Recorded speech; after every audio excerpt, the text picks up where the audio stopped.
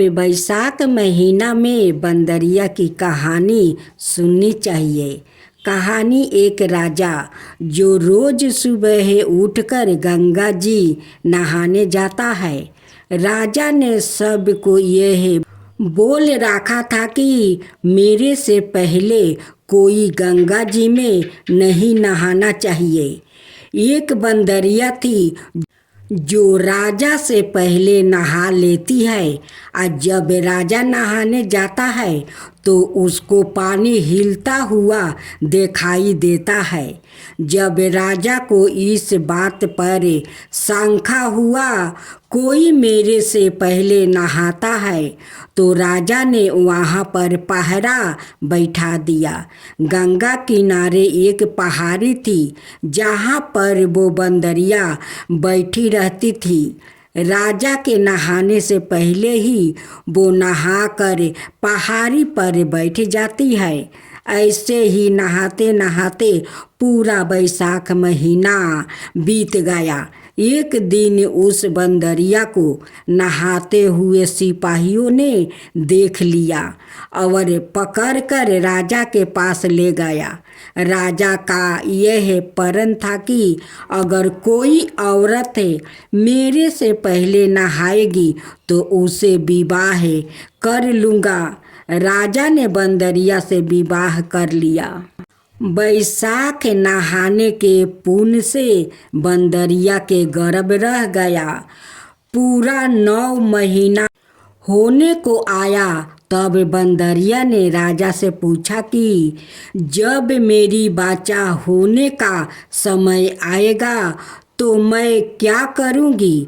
तब राजा ने महल में थाली बंधवा दिया और बोला कि जब तुम्हारे दर्द उठे तो इस थाली को बजा देना, फिर मैं आकर बंदोबस्त कर दूंगा। राजा के और भी रानियां थी जिनके बच्चा नहीं था। बंदरिया के बच्चा होने वाला है यह बात उनको जला रही थी।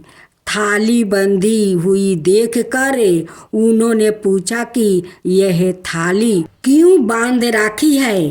तब बंदरिया ने बोली कि जब मेरे बच्चा होने वाला होगा तब राजा को बुलाने के लिए यह थाली बांधी है। तब रानियों बोली कि एक बार थाली बजा कर तो देखो कि राजा आते हैं या नहीं। बंदरिया ने थाली बजाई और राजा आ गया।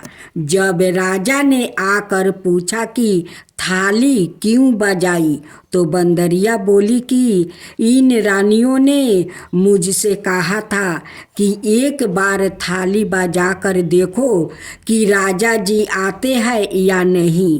तब राजा ने बोला कि दोबारा ऐसा मत बजाना।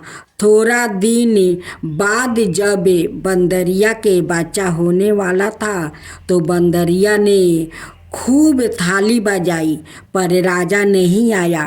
जब बंदरिया ने रानियों से पूछा कि अब क्या होगा, मैं बच्चों को जन्म कैसे दूंगी।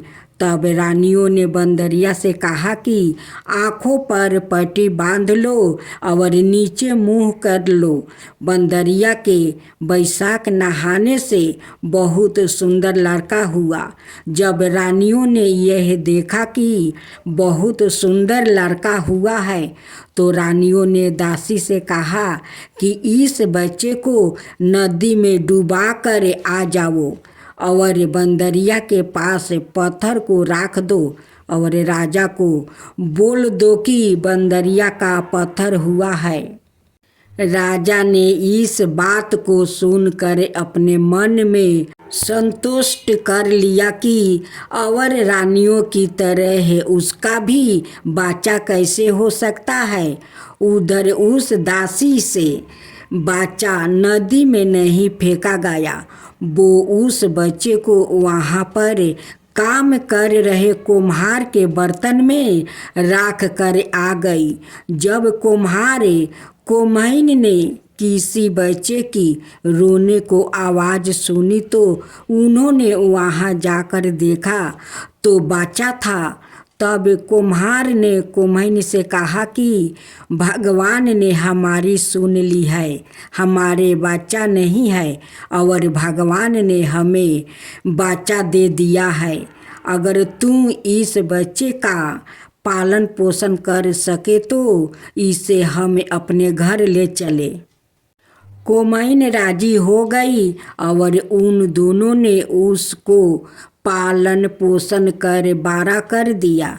लड़के को इस बात को पता चल चुका था कि वो बंदरिया के बेटा है। बंदरिया मुझे जन्म दिया है। रानियों ने मुझे मारने के लिए दासी को दे दिया था, लेकिन दासी मुझे नदी में नहीं फेंकी। दासी मुझे कुम्हार का मिट्टी का बर्तन में रख कर वो चली गई। एक दिन वो लड़का कुम्हार का बनाए हुए हाथी घोड़ा को ले जाकर कुएं पर बैठ गया, जहाँ पर दासियों पानी भरने आई। उनको देखकर वो लड़का बोला कि मेरे हाथी घोड़ा पानी पी लो, मेरे हाथी घोड़ा पानी पी लो। तब दासियों उसकी बात सुनकर हंसने लगी और बोली कि कभी मिट्टी के हाथी घोड़ा भी पानी पीते हैं क्या? तब वो लड़का बोला कि कभी बंदरिया के भी पत्थर होते हैं क्या? यह बात सुनकर दासियों ने रानियों से जाकर कह दिया। यह बात सुनकर रानियों ने जहर का लड्डू बनाकर कुम्हार के लड़के के लिए भेजा। भगवान की कृपा से जहर के लड्डू बूंदी का लड्डू बन गया। दूसरे दिन रानियों ने देखा कि वो लड़का मारा नहीं। तब रानियों ने राजा से जिद करके कुम्हार को उस बस्ती से निकलवा दिया। कुम्हार जंगल में रहने लगा। गणगौर का महीना आ गया। कुम्हार का लड़का 110 करवा 110 गोली ले घारा में पानी भर कर बगीचे में जाकर बैठ गया, जहाँ पर राजा के साहूकारों की लड़कियाँ गणगौर पूजने के लिए मिट्टी ले जाने के लिए आई। वहाँ पर पहले तो उन्होंने खूब खेला कूदा। जब उनको प्यास लगी तो वो उस लड़के के पास पानी पीने के लिए आई। तब वो लड़का बोला कि मेरे पास गोली है, उसको तुम खाती जाओ और मेरे चारों तरफ फिरती जाओ, तब तुमको पानी पिलाऊंगा। इस बात से उनमें से कई लड़कियां पहले तो राजी नहीं हुई, पर प्यास मिटाने के लिए मान गई। फिर वो लड़का अपने सामने आग जलाकर बैठ गया और उनको गोली खिलाता गया, अपने चारों तरफ चक्कर लगवाता गया। ऐसे करने से सब लड़कियों के गर्भ रह गई। जब यह बात उन लड़कियों के माता पिता को पता चली तो उन्होंने उन लड़कियों से पूछा कि ऐसा कैसे हुआ। उन्होंने सारी बात बता दिया तो उनके माता पिता उस कुम्हार के पास गई और बोले, तुम्हारे लड़के ने हमारी लड़कियों से फेरे लेकर शादी कर लिया है, तो वो बोलो कि उन लड़कियों को अब तुम अपने पास रखो। तो कुम्हार बोला कि इतनी सारी लड़कियों का मैं कैसे पालन पोषण करूँगा। तब उनके माता पिता ने उन लड़कियों को बहुत धन दौलत देकर विदा कर दिया। थोड़ा दिन बाद कुम्हार के घर 110 पोता पोती हो गया। कुम्हार बोला कि हम पूरी नगरी को भोजन कराएंगे। तब सब लोग कुम्हार के घर भोजन के लिए आया। राजा रानी सब आए, केवल बंदरिया को छोड़कर सब आया। जब लड़के ने यह देखा कि बंदरिया नहीं आई है तो उसने राजा के पास जाकर बंदरिया को बुलाने के लिए न्योता भेजवाया।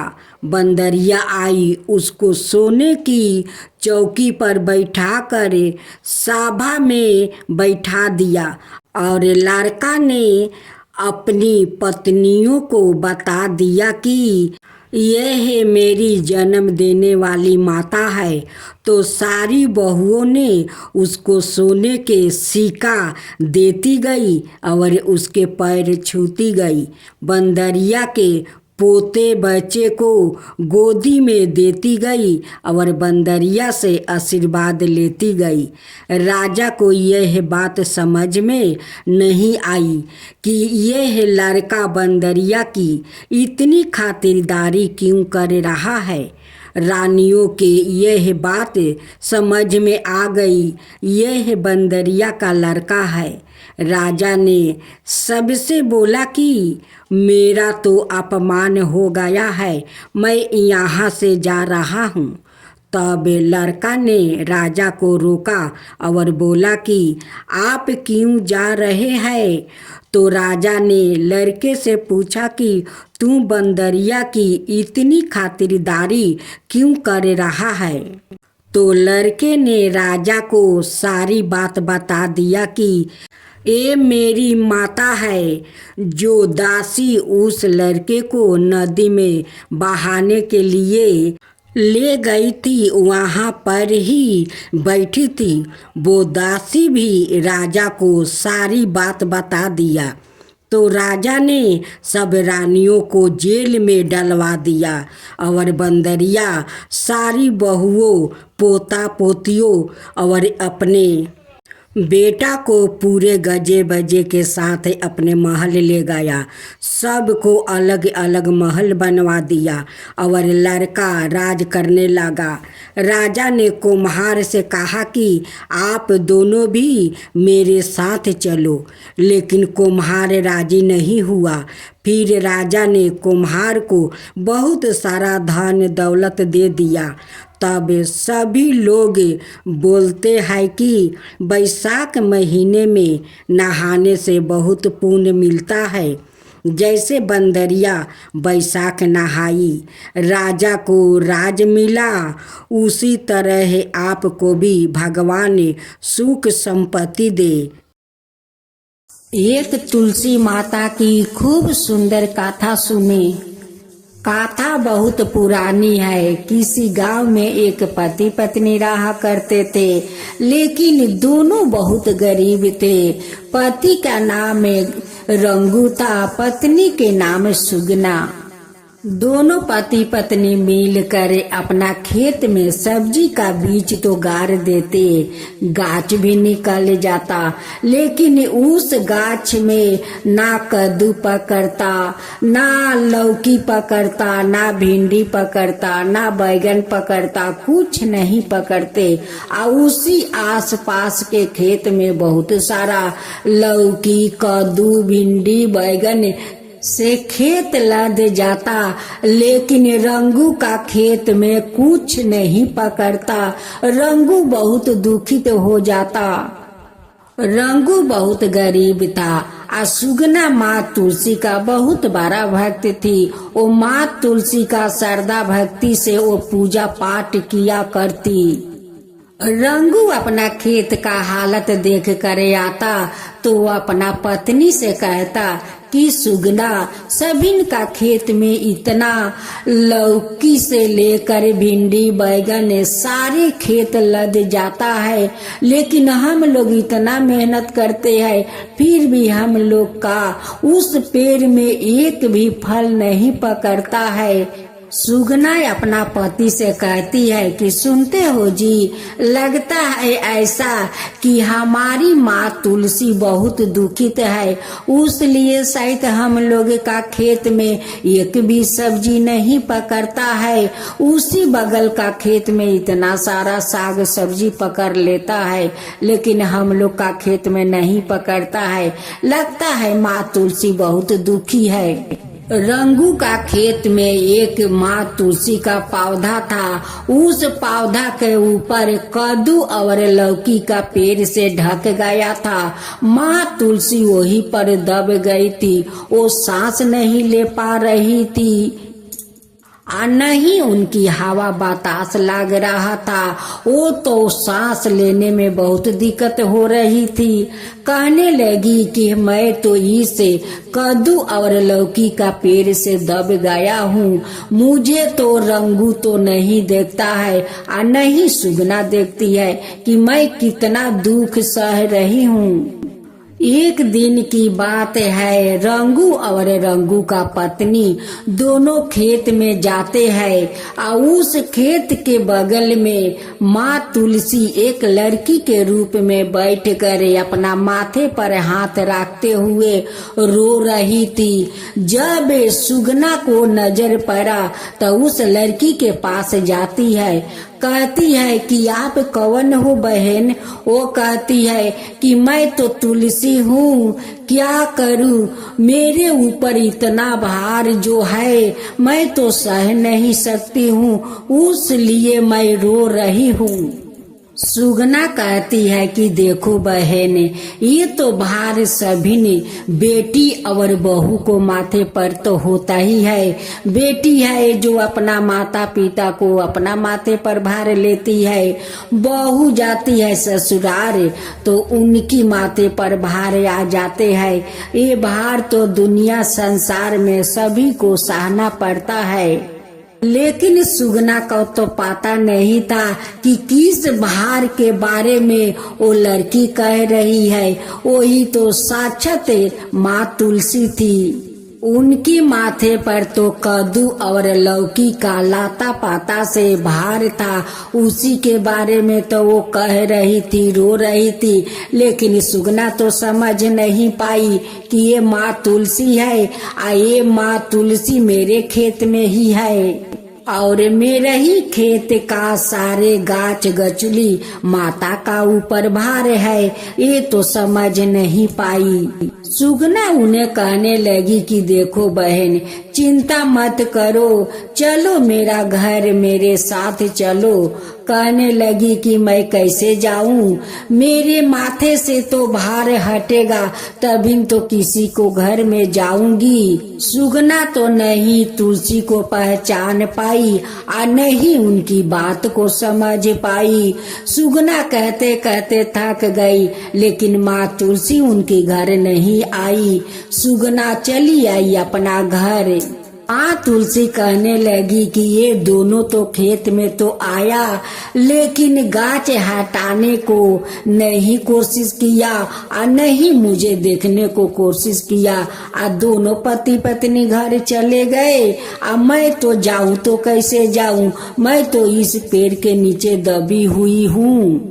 एक दिन माँ तुलसी बूढ़ी का रूप धारण करती है और सुगना के घर जाती है।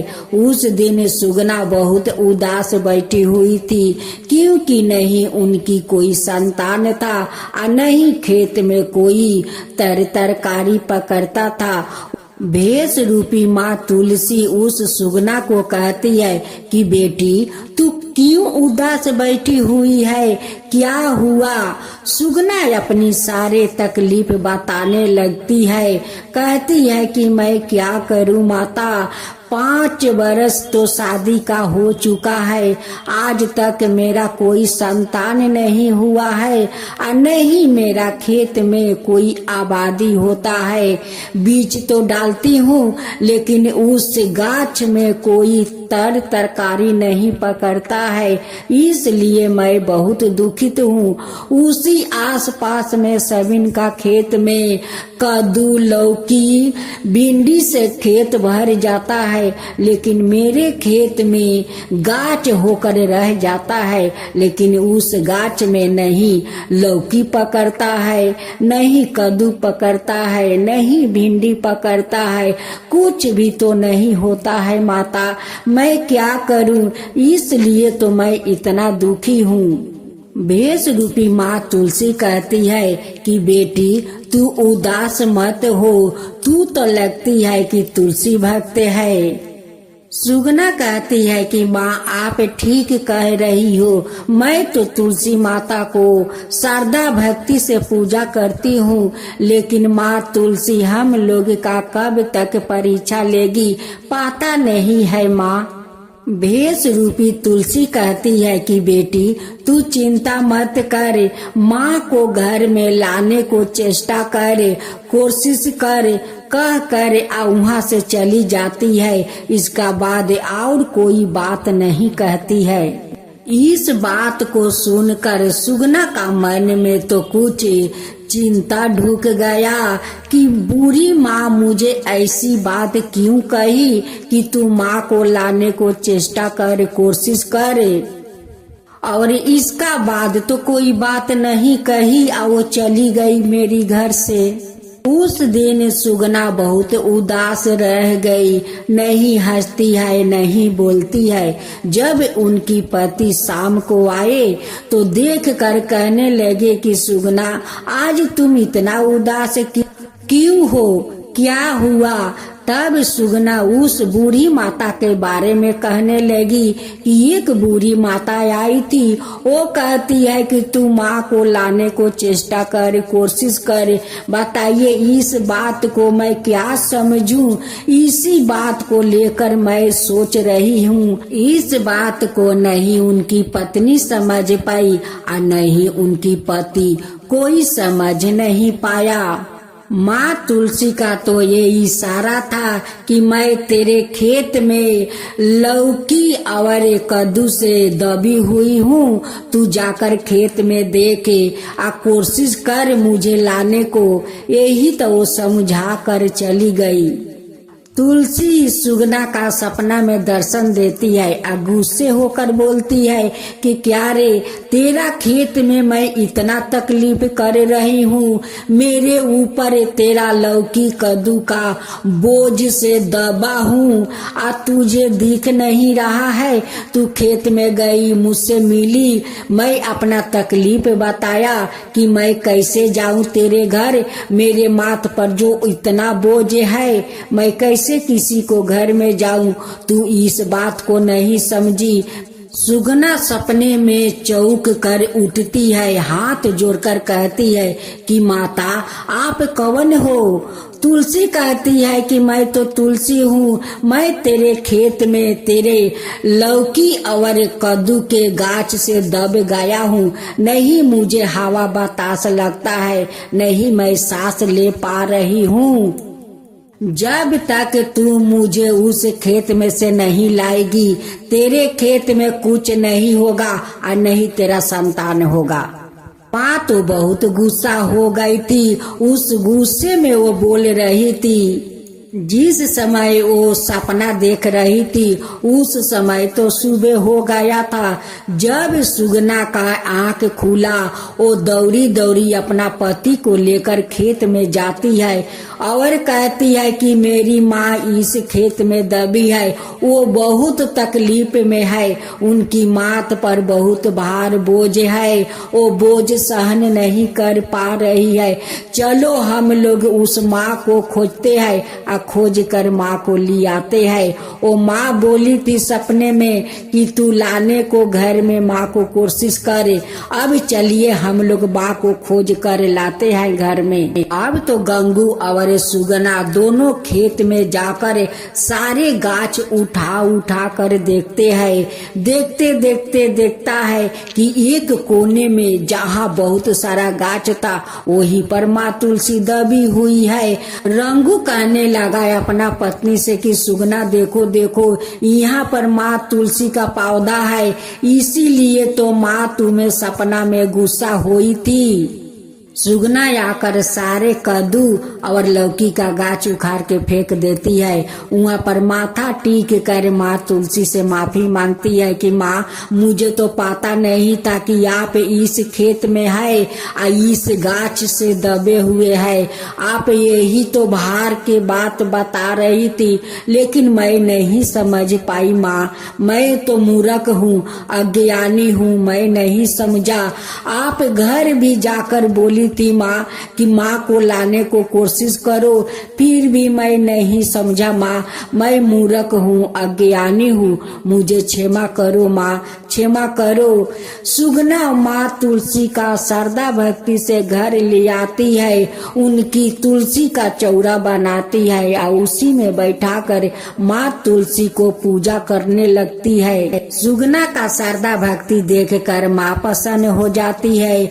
उनकी खेत में तो बहुत सारा लौकी, कद्दू, भिंडी, बैगन से खेत लद जाता है और सुगना भी माँ बन जाती है। जब 2 दिन के बाद रंगू अपना खेत में जाता है, देखता है कि इतना सारा कद्दू, लौकी, बैगन, भिंडी, बाप रे, इतना खेत में हो गया है। ये तो माँ तुलसी का चमत्कार हो गया। माँ तुलसी जो मेरे खेत में इतना दुख सह रही थी, इसी दुख के कारण तो मेरे खेत में फल नहीं पकड़ता था और नहीं मेरे पत्नी माँ बनती थी। अब तो माँ शायद लगता है कि वो पसंद है, उसी लिए तो मेरे खेत में इतना सब्जी लद गया है, मेरे पत्नी भी माँ बन गई है। रंगू और उनकी पत्नी दोनों बहुत खुश थे। रंगू कहने लगा कि देखो सुगना, आज से मैं भी तुलसी माता का पूजा करूंगी। हम दोनों मिलकर माँ तुलसी का श्रद्धा भक्ति से पूजा करेंगे। गंगू कहने लगा अपना पत्नी से कि देखो, काल सारे सब्जी तोड़कर बाजार में बेचूंगा और जितना पैसा होगा काल हम लोग माँ तुलसी का धाम धूम से पूजा करेंगे। अपना अड़ोस पड़ोस को लोग को भोजन भी करवाएंगे, दान पुण्य भी करेंगे। काल हम लोग धाम धूम से माँ तुलसी का पूजा करेंगे। गंगू अपना खेत का सब्जी तोड़कर बाजार में बेचता है। सारा फल मूंग से लेकर सारे पूजा का संग्रह ही आनता है। माँ तुलसी का धाम धूम से पूजा करता है, अड़ोस पड़ोस के लोग को भोजन करवाता है, ब्राह्मण विष्णु को दान देता है कि आज माँ तुलसी हमारा घर में इतना सारा जो खुशियाँ दी है, ये खुशियाँ तो मैं बिटोर नहीं पा रहा हूँ। हे माँ तुलसी, आज जैसे हमारा घर में आप खुशियाँ भर दी है, वैसे ही सबका घर में खुशियाँ भर देना माँ, सबका ऊपर वैसे ही कृपा करना माँ। माँ तुलसी की जय हो, माँ तुलसी की जय हो। जय जय तुलसी माता, जय जय तुलसी माता, सब जग की सुखी दाता वरदाता। जय जय तुलसी माता, जय जय तुलसी माता, सब योग के ऊपर, सब रोग के ऊपर, रुझ से रक्षा करके भाव तराता। जय तुलसी माता, रुझ से रक्षा करके भाव तराता। जय तुलसी माता। बाहु पुत्री है सयामा, सुरबली है गारामा, विष्णु प्रिया जो तुम के सेवे, सोनर तर जाता।